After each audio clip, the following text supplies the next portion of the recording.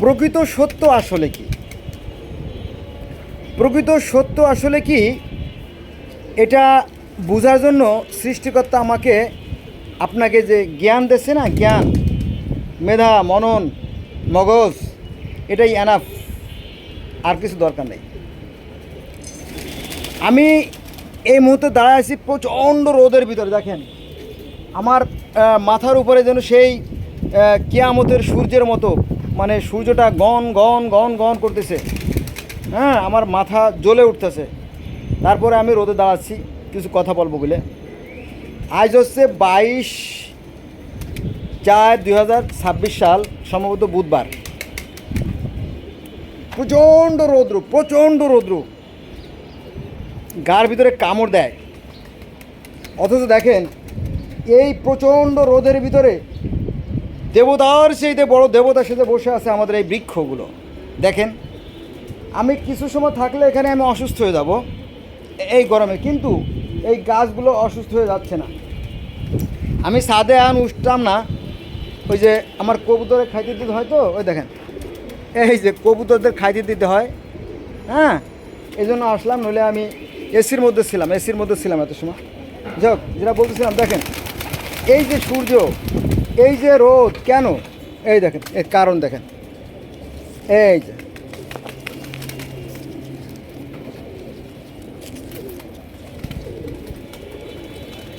এই সময় দেখা যায়, বন্ধুরা, দেখা যাচ্ছে কিনা আমি জানি না, এত বেশি রোদের তাপ। যাক, তো দেখেন আজকে হচ্ছে, বাবা আমি পারি না, ইস রে, 1 মিনিটে আমার মাথা ঝলসে যাচ্ছিল, বাপ রে বাপ। আমি যদি এখানে আধা ঘন্টা 1 ঘন্টা থাকি রোদে, তাহলে নিশ্চিত মারা দেবো। মারা না গেলেও অসুস্থ হয়ে পড়বো আর কি। ছায়া চলে আসলাম, ঘাড় প্রতি শিশির মারে। যাক, এই মুহূর্তে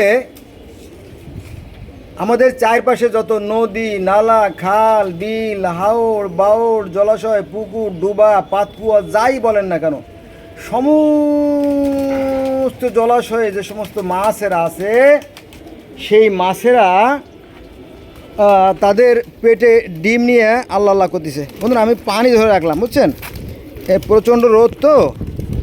এই দেখেন, এই যে দেখা যায়, এই যে, হ্যাঁ দেখা যায়, প্রচণ্ড রোদ তো, বুঝছেন। এখন এই প্রচণ্ড রোদে যদি আমি পানি না দেই এই কবুতরগুলোরে, তাই না, তাহলে ওরা আমার অভিশাপ দেবে। এজন্য আমি এই পানি দিতে আসলাম। পানিগুলো আমি ধরে রাখি, ওরা ওদের ইচ্ছে মতো পানি খাবে, গোসল করবে, ঠিক আছে। আর গাছেও আমি পানি দেব, গাছগুলোতেও পানি দেবো, তবে বিকেলবেলা দেবো। যাক, তো আমার খুব কষ্ট হচ্ছে রোদের ভিতরে, তারপরেও কয়েকটা কথা বলবো আপনাদের সাথে।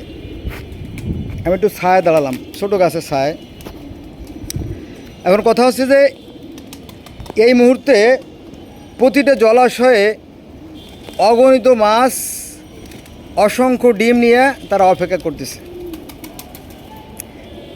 ইতিমধ্যে অনেক মাছ আছে, তারা অলরেডি ডিম ছাড়েও দিছে। তার মানে পানিতে মাছ আর মাছ। আবার এই যে গাছ তো আপনারা জানেন, তাই না, সবেদা গাছ তো দেখালাম, এই যে আছে আপনার পেয়ারা গাছ, দেখছেন, এলো পেয়ারা গাছ, আরও আছে, প্রচুর আছে এখানে, আছে এখানে আছে, এখানে আছে। হ্যাঁ, তারপরে এই যে আরও ফুল আসতেছে, বুঝছেন, এই যে এটা ফুল, এই দেখেন, এই যে নতুনভাবে আরও ফুল আসতেছে, যথেষ্ট পেয়ারা আসবে। আর লেবু তো আছে, দেখছেন না, এই যে লেবু, এই যে প্রচুর লেবু আছে। তারপরে উস্তে গাছ, আপনাদেরকে উস্তে গাছ দেখানো হয় না, উস্তে গাছগুলো দেখেন, যদিও প্রচণ্ড রোদ, এই যে প্রচণ্ড রোদের ভিতরে যে উস্তে গাছ, এই যে উস্তা, এই যে উস্তা, এই যে থোকা উস্তা, দেখছেন, এই দেখেন, এই যে প্রচুর পরিমাণে উস্তা। আর অন্যান্য জিনিস তো আছে, পেয়ারা তো আছেই। আমি কিন্তু সারা বছরই পানি দেই, কিন্তু এই ফুলের সমারোহ আর ফলের সমারোহ শুধুমাত্র এই সিজনটাই হয়। মজা না? এটা কিন্তু সৃষ্টিকর্তার বিধান। শুধু এই সমস্ত গাছ না, দেখেন অন্য যে গাছগুলো আছে, এটা হচ্ছে আপনার থানকুনি পাতা। এই থানকুনি পাতা কিন্তু ওই ফুল আছে, দেখছেন এই যে ফুল বীজ তৈরি হয়েছে। এই বীজগুলো পড়ে পড়ে আবার নতুন গাছের তৈরি হবে। মানে কি,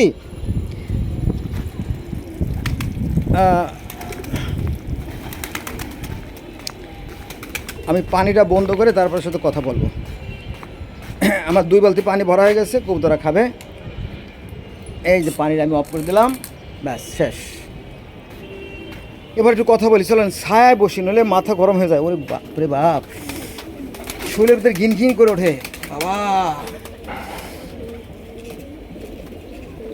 এই সাইডে একটু বাতাস আছে বন্ধুরা, একটু বাতাস আছে।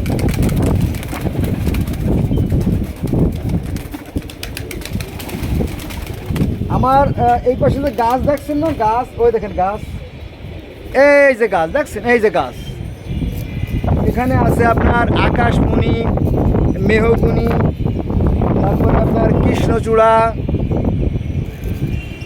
তারপরে রেন্টি, কড়াই, মেহগুনি, নারকেল, আম, কাঠবাদাম ইত্যাদি ইত্যাদি প্রচুর গাছ আছে এখানে। এই যে এখানে প্রচুর গাছ আছে। তো আমি হয়তো আমার টবের গাছে পানি দেবো, কিন্তু ওই বাগানের গাছে তো আর পানি দেওয়া সম্ভব না, তাই না? কৃষকের সেই অ্যাবিলিটি নাই বা সিস্টেম নাই। তো গড গিফটেড অর্থাৎ ঈশ্বর প্রদত্ত যে পানিটা, সেটা হচ্ছে এই বৃষ্টি। হয়তো আজকে দেখালো যে বিকেলে বৃষ্টি নামবে, তাই না? আর এই বৃষ্টি নামার জন্যই কিন্তু প্রচণ্ড গরম, ঘনা গমে বৃষ্টি হয়। আদর্শলিপিতে আছে না, ঘনা গমে বৃষ্টি হয়। এ সবই প্রকৃতির খেলা। আমরাই প্রকৃতিরই সন্তান, এটাই। তাহলে মাছের কথা বললাম যে যত পানি আছে সব পানিতে কোনো না কোনো মাছ ডিম ছাড়ছে, আর কেউ কেউ ডিম ছাড়বে। আবার প্রকৃতির যত গাছ আছে তারাও ডিম ছাড়ছে, আবার কেউ কেউ ছাড়বে। গাছ, যত গাছ আছে, আম, জাম, কাঁঠাল, লিচু, পেয়ারা, পেঁপে, কদম, এই যে আষাঢ় মাসে যে কদম ফুল ফোটে না, কদম গাছগুলোতে এখন অলরেডি ফুল চলে আসতেছে। তারপরে বকুল, যত রকমের ফসল আছে দেখবেন যে বিশাল কর্মযজ্ঞ। এখন হয়তো বলবেন যে তা তো বুঝলাম, আর কি বলতে চান? এই যে যে মাছেরা খাবারগুলো খায়, এই যে গাছেরা যে খাদ্যগুলো খায়, এগুলো মূলত সূর্য থেকেই আসে। হ্যাঁ, তবে যারা নির্বোধ, যারা বোকা, যারা গরু মার্কা, তারা এগুলো বুঝতে পারে না। আর যারা জ্ঞানী তারা বুঝতে পারে। গাছ কীভাবে খাদ্য তৈরি করে? গাছ সূর্যের তাপ আর বাতাস থেকে কার্বন ডাইঅক্সাইড আর শিকড়ের মূলডোমের মধ্যে পানি, এই তিনটের সমন্বয়ে কী করে জানেন? গাছ খাদ্য তৈরি করে। আর এই গাছের খাদ্য তৈরির জন্য কিসের দরকার? ওই যে সূর্যের দরকার, সূর্যের তাপ, চাঁদের কিরণ, তাই না? বৃষ্টি আসলে ওই যে গোড়ায় পানিগুলো পাবে, তাই না? এই হলো বিষয়। তাহলে আবার সূর্যের তাপ আসার জন্য যে মাধ্যম দরকার, আপনার ওই যে যে ইগুলো, আলোগুলো কিন্তু আপনার এভাবে তরঙ্গরভাবে প্রবাহিত হয়। যে এইগুলো না আপনার ওই যে ইগুলো, ওই যে তাপগুলো এভাবে তরঙ্গায়িত হয়, এভাবে প্রবাহিত হয়। এটা যারা সায়েন্সের সাথেও তারা হয়তো বুঝবে, এটা হলো বিষয়।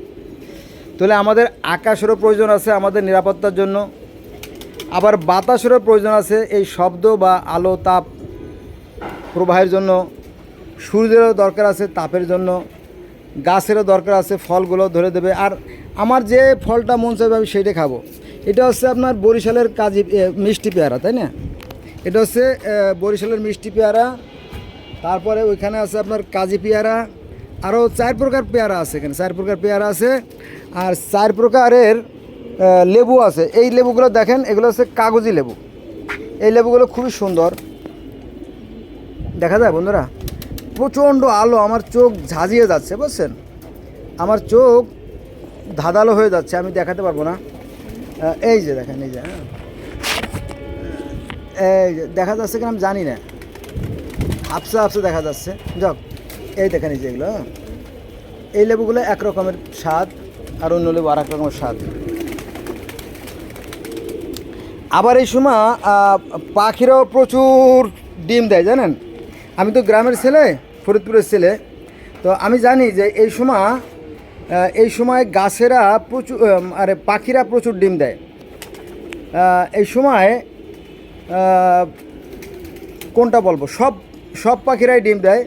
তার মধ্যে আবার অতিথি পাখি আছে না, বক, কালেম পাখি, শামুকখোলা, কালদিগেড়ি, মানিকজোড়, ভিলবিলে, চিয়াগা, বালিহাঁস, রাজহাঁস, হ্যাঁ, কালেম পাখি, মদন ডাক, শামুকখোলা, ভিলদিগেড়ি, হ্যাঁ, এই জাতীয় অনেক পাখি আছে, নলডোঙ্গা, সারলি, হ্যাঁ, এগুলো পাখিরা আসে। ওরা ওই কিছু কিছু পাখি আছে, ওরা ওই ক্ষেতের ভিতরে, ধানের ক্ষেতের ভিতরে পচা খড় দিয়ে ওরা ডিম পাড়ে, আবার ওরা ওই পচা খড় দিয়ে লুকায় রাখে যাতে মানুষে বুঝতে না পারে।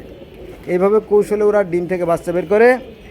আবার কিছু কিছু পাখিরা আছে, যেমন ওই যে বক, সারলি, ওরা বড় বড় গাছ, যেমন ওই যে শিমুল গাছ মানে মান্দার গাছ, তুলার গাছ, সেই গাছের উপরে, কখনো বাবরা গাছের উপরে, আবার কখনো খই গাছের উপরে।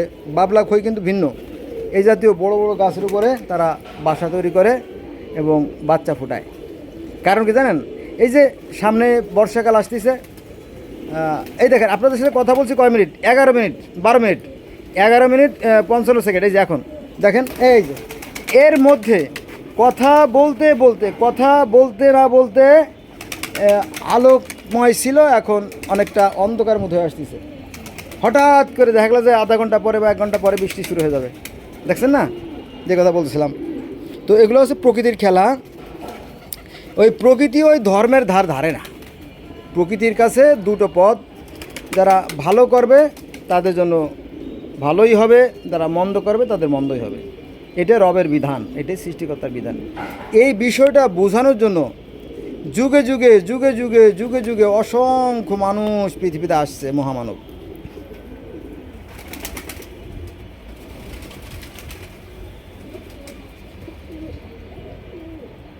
এই তো বিষয়টা বন্ধুরা।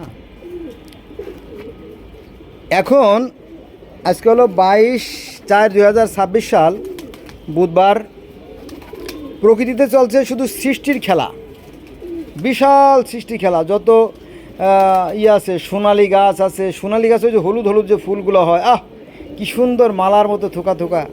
তারপরে কদম গাছের যে ফুলগুলো, তারপরে যে আপনার বকুল গাছের যে ফুলের যে ঘ্রাণ, এগুলো গ্রামে থাকলে বোঝা যায়। তারপরে আপনার যে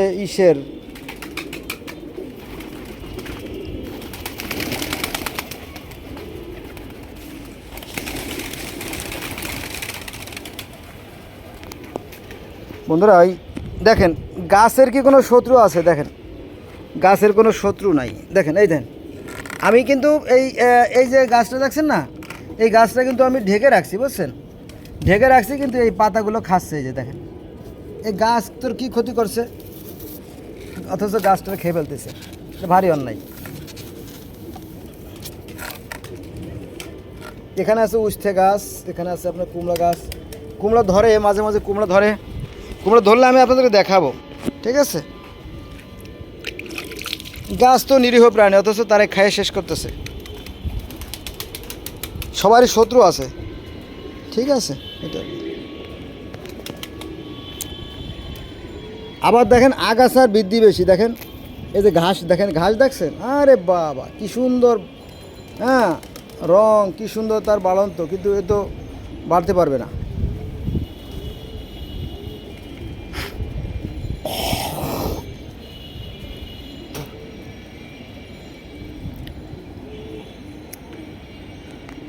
সবই এই প্রকৃতির খেলা। আর এই প্রকৃতিকে যিনি পরিচালনা করেন তিনি হয়তো সেই কেন্দ্রীয় শক্তি, অথবা ঈশ্বর, অথবা অন্য কিছু, যে নামে ডাকুক, তাতে কোনো ক্ষতি নাই তো। কিন্তু আমরা পৃথিবীতে 800 কোটি মানুষ আছি, আমাদের তো সবার ধর্ম একই, তাই না? এই যে হিন্দু, মুসলিম, বৌদ্ধ, খ্রিস্টান, এগুলো কিন্তু ধর্ম না, এগুলো কিন্তু সম্প্রদায়। ধর্ম হলো একটাই, আর তা হলো যে পৃথিবীর প্রত্যেকটা মানুষ মাথা দিয়ে চিন্তা করে।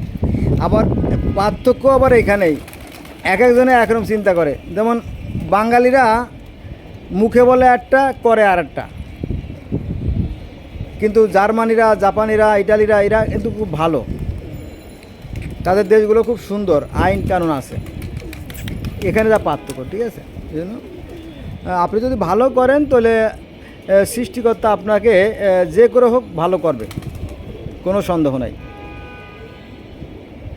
আর যদি আপনি চালাকি করেন তাহলে এর পরিণতি ভালো হবে না।